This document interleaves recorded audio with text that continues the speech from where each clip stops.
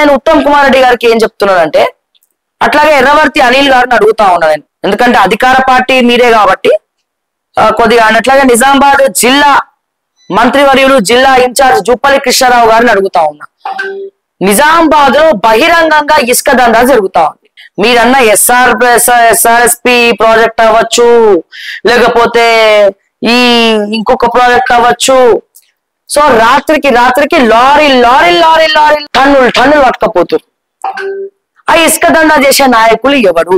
దాని మీద మా మైన్స్ కార్పొరేషన్ చైర్మన్ ఎర్రవర్తి అనిల్ గారు గాని, లేకపోతే నిజామాబాద్ జిల్లా ఇన్ఛార్జ్ అయినటువంటి జూపల్లి కృష్ణారావు గారు గాని, లేకపోతే ప్రతిపక్ష నాయకులు గాని, ప్రభుత్వ పక్ష నాయకులు గాని ఎవరన్నా ఏమైనా యాక్షన్ తీసుకుంటున్నారా?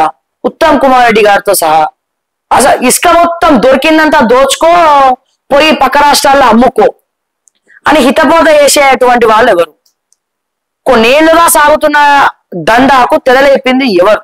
దీన్ని ప్రక్షాళన చేసేది ఏమైనా ఉందా లేదా?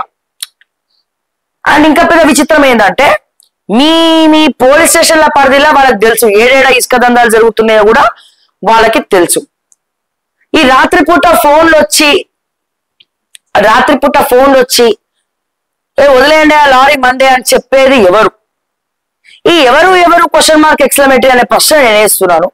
సో దయచేసి దీనికి బదులు ఇవ్వమని నేను మాత్రం రిక్వెస్ట్ చేస్తున్నా. ఇక అంతకుమించి ఏం చెప్తాం? ఆ ఎవరు తీసుకపోతుందో వచ్చి కొట్లాడలేం కదా. ఈ ఇసుక దందాలు చేసేది ఎవరని మాత్రం మీరు చెప్పాలి దయచేసి. ఓకే.